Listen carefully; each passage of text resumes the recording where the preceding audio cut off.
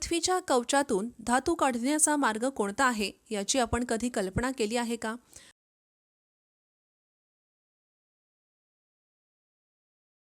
आपण त्यांना कसे परिष्कृत करू शकतो? चला या व्हिडिओमध्ये उत्तर शोधूया. सुरू करण्यापूर्वी मागील सत्राची पुन्हा एकदा उजळणी करूया. अशुद्धतेसह निसर्गात निर्माण होणाऱ्या धातूंच्या संयुगांना खनिजे म्हणतात.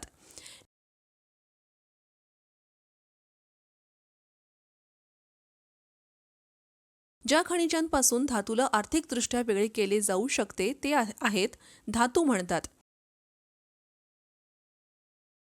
धातूंच्या संयुगांसह माती, वाळू आणि खडकाळ पदार्थ यांसारख्या अनेक प्रकारच्या अशुद्धी धातूंमध्ये असतात. या अशुद्धींना गँग्यू म्हणतात.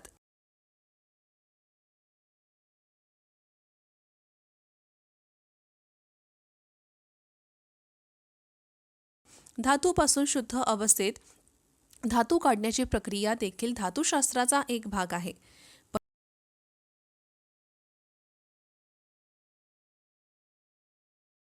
परिणाम: अत्यंत प्रतिक्रियाशील धातू काढणे, मध्य प्रतिक्रियाशील धातूचे निष्कर्षण, कमी प्रतिक्रियाशील धातू काढणे, इलेक्ट्रो रिफायनिंग, गंज आणि त्याचे प्रतिबंध. महत्त्वाचे शब्द: अभिक्रिया शृंखला. धातूंची त्यांच्या अभिक्रियाशीलतेच्या घटत्या क्रमाने मांडणी करणे याला क्रिया मालिका म्हणतात. कॅल्सिनेशन. कॅल्सिनेशन सामान्यतः कार्बोनेट आणि ऑक्साईड धातूंचे केले जाते.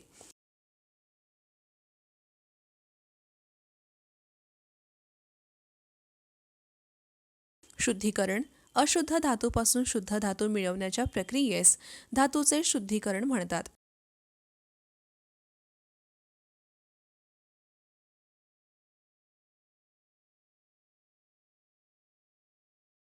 गँग्यू, माती, वाळू आणि खडकाळ पदार्थ यांसारख्या अनेक प्रकारच्या अशुद्धी असलेले धातू.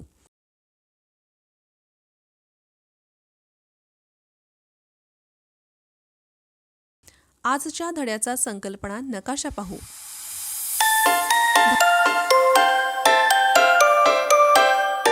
धातूपासून धातू काढणे हे धातूच्या प्रतिक्रियाशीलतेवर अवलंबून असते. अतिशय परिचित असलेल्या धातूच्या अभिक्रियाशीलतेचा क्रम समजून घेण्यासाठी आम्ही थंड पाणी, वाफ, पातळ आणि मजबूत आम्लांसह त्यांच्या रासायनिक अभिक्रियांचा अभ्यास करतो आणि या अभिक्रियांमधील त्यांच्या जोमदार क्रियाकलापांच्या आधारे आम्ही क्रियाकलाप मालिका तयार करतो.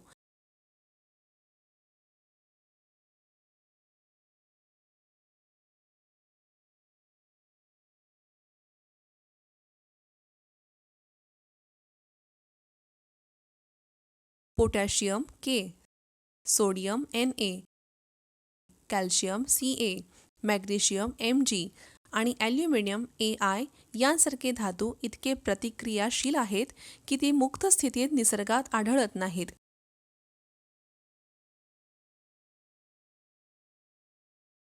जस्त, Zn, लोह, Fe, शिसे, Pb इत्यादी धातू मध्यम प्रतिक्रियाशील असतात. ते पृथ्वीच्या कवचामध्ये प्रामुख्याने ऑक्साईड, सल्फाइड आणि कार्बोनेट म्हणून आढळतात.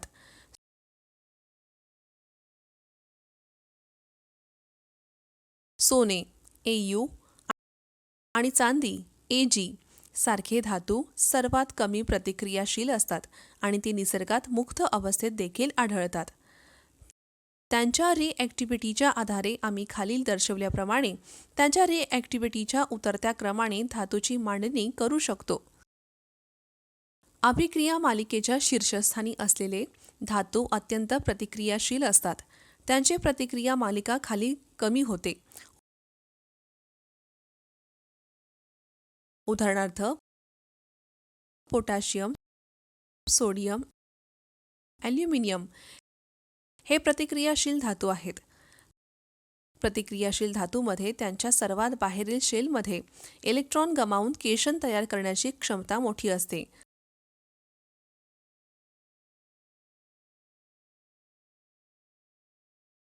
उदाहरणार्थ हायड्रोजन वायू देण्यासाठी प्रतिक्रियाशील धातू सौम्य ॲसिडसह जोरदारपणे प्रतिक्रिया देतात.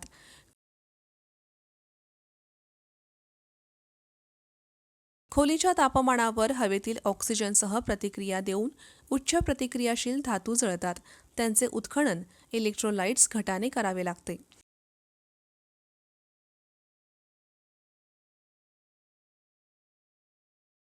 उदाहरणार्थ सोडियम, कॅल्शियम आणि मॅग्नेशियम हे धातू त्यांच्या वितळलेल्या क्लोराईड क्षारांच्या इलेक्ट्रोसिसद्वारे प्राप्त होतात. या प्रक्रियेत धातू कॅथोडवर जमा होते तर क्लोरीन वायू एनोडवर मुक्त होतो. वितळलेल्या सोडियम क्लोराईडच्या इलेक्ट्रोसिस दरम्यान इलेक्ट्रॉन प्रतिक्रियांना धातूचा सोडियम प्राप्त होतो.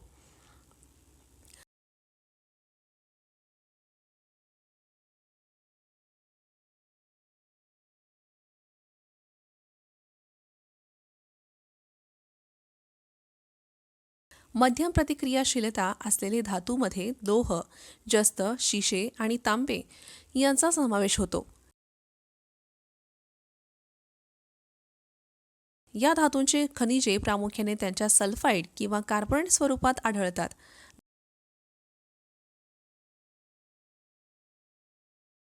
धातू त्यांच्या ऑक्साईड स्वरूपात मिळवणे सोपे असते. सल्फाइड किंवा कार्बोनेटपासून नव्हे.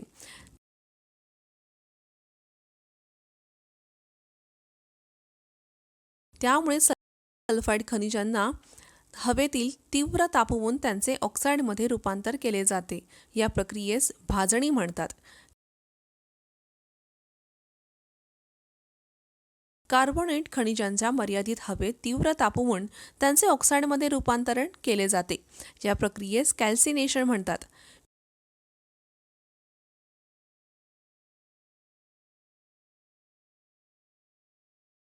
जस्त खनिजांच्या भाजणी आणि कॅल्सिनेशन दरम्यान पुढील अभिक्रिया होतात.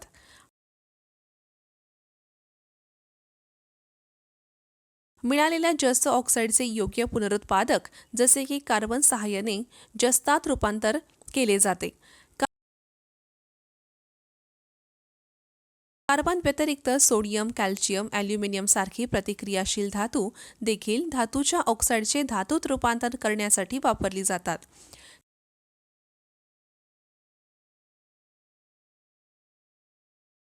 कारण या धातू मध्यम प्रतिक्रियाशील धातूंना त्यांच्या संयुगांमधून बाहेर काढतात. उदाहरणार्थ मॅंगनीज डायऑक्साईडला ॲल्युमिनियम पावडरसह तापवले असता पुढील अभिक्रिया घडते.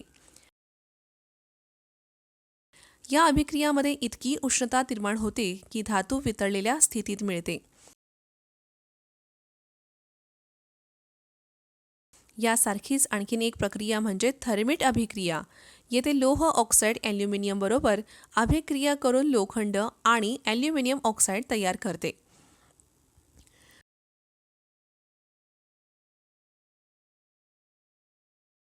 प्रतिक्रियाशीलता शृंखलेच्या तळातील धातू कमी प्रतिक्रियाशील असतात, म्हणूनच ते नैसर्गिकरित्या मुक्त अवस्थेत आढळतात.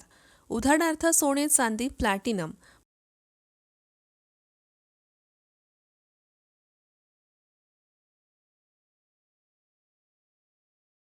मुक्त अवस्थेत तांब्याच्या साठे फारच कमी आहेत. सध्या तांबे मुख्यतः Cu2S या रूपात आढळतो.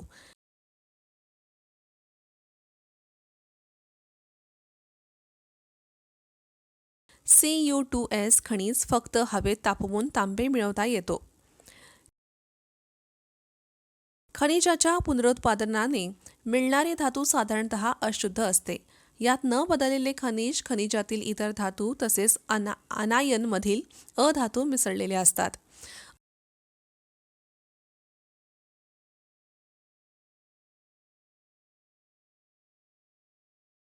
अशुद्ध धातूपासून शुद्ध धातू मिळवण्याच्या प्रक्रियेस धातूचा शुद्धीकरण प्रक्रिया म्हणतात.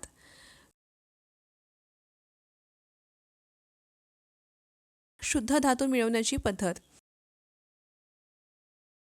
विरजन प्रक्रिया, विद्युत अपघटन प्रक्रिया,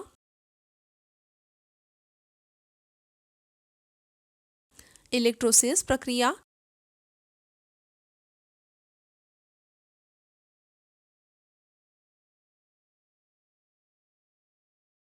इतर प्रक्रिया.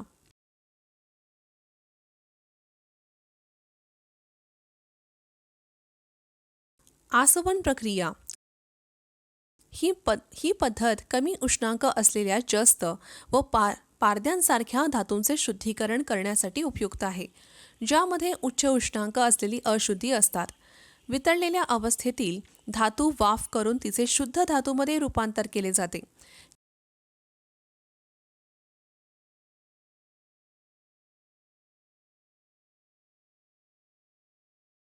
गळण प्रक्रिया या पद्धतीमध्ये कमी उष्णांक असलेल्या टीनसारख्या धातूला तिरक्या पृष्ठभागावर वाहण्यास भाग पाडले जाते.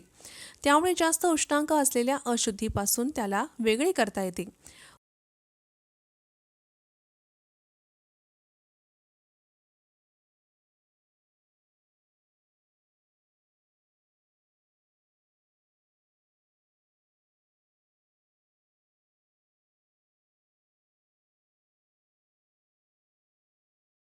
वाफन प्रक्रिया या पद्धतीमध्ये कमी उष्णांक असलेल्या जस्त आणि पारद या धातूंच्या शुद्धीकरणासाठी त्यांना तापवून वाफ करतात, जेणेकरून उच्च उष्णांक असलेल्या अशुद्धी वेगळ्या होतील. विद्युत शुद्धीकरण प्रक्रिया या पद्धतीमध्ये अशुद्ध धातूस एनोड तर शुद्ध धातूस कॅथोड बनवले जाते.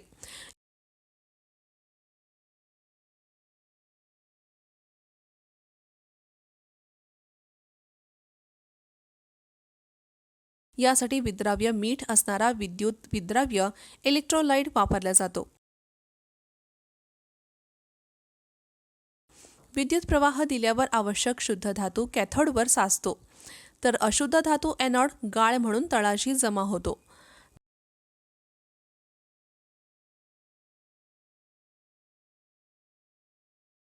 तांब्याचे शुद्धीकरण या पद्धतीने केले जाते. यात अशुद्ध तांबे एनोड म्हणून वापरतात, तर शुद्ध तांब्याच्या पट्ट्या कॅथोड म्हणून घेतात.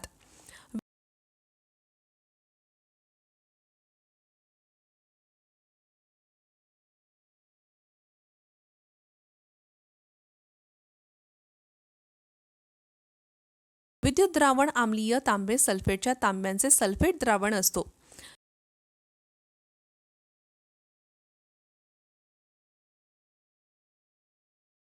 इलेक्ट्रोसिसमुळे शुद्ध तांबे कॅथोडवर साचते व तर इतर अशुद्ध घटक एनोड गाळ म्हणून खाली बसतात. यामध्ये अँटीमनी, सेलेनियम, टॅल्युरियम, चांदी, सोने व प्लॅटिनम यासारखे मौल्यवान धातूसुद्धा असतात, म्हणून त्यांच्या पुनर्प्राप्तीमुळे अधिक खर्च भागवला जातो.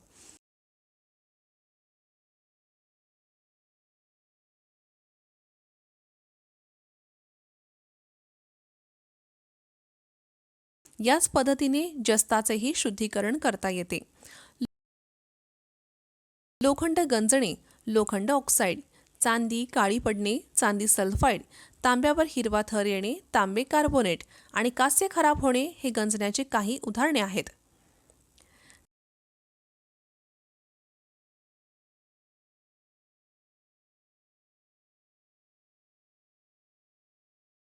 गंज रोखणे अत्यंत महत्त्वाचे आहे. यामुळे केवळ खर्च वाचवत नाही, तर पूल कोसळणे किंवा यंत्राच्या महत्त्वाच्या भागाच्या निकामी होण्यासारख्या अपघातांपासूनही बचाव होतो.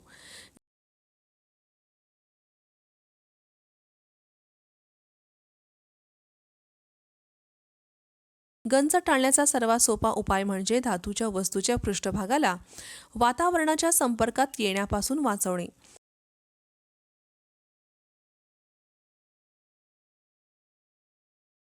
हे पृष्ठभागावर रंग लावून किंवा काही रसायने उदाहरणार्थ बिस्फेनॉल वापरून केले जाऊ शकते.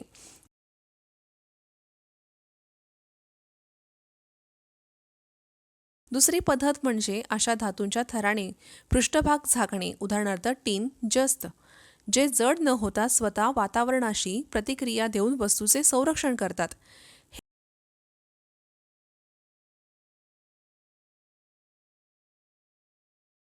हे सहसा विद्युत मढत इलेक्ट्रो प्लॅंटिंग पद्धतीने केले जाते. आणखीन एक विद्युत रासायनिक पद्धत म्हणजे दुसऱ्या धातूचा, उदाहरणार्थ मॅग्नेशियम जस्त, बलिदानी इलेक्ट्रोड म्हणून वापर करणे, जो स्वतः गंजतो पण मुख्य वस्तूचे संरक्षण करतो.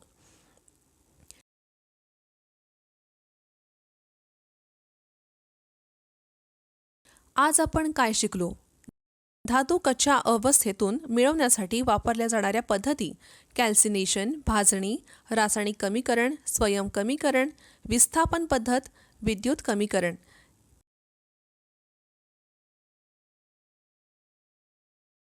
कॅल्सिनेशन ही प्रक्रिया म्हणजे खनिजाला प्रखर तापवणे, परंतु हवेच्या किंवा प्राणवायूच्या अनुपस्थित. कॅल्सिनेशन दरम्यान धातूचा कार्बोनेट त्याच्या ऑक्साईडमध्ये रूपांतरित होतो. भाजणी ही प्रक्रिया म्हणजे खनिजाला भरपूर प्रमाणात हवेच्या किंवा प्राणवायूच्या उपस्थितीत प्रखर तापवणे. कॅल्सिनेशन आणि भाजणी या प्रक्रिया पुनर्बलन भट्टीत केल्या जातात.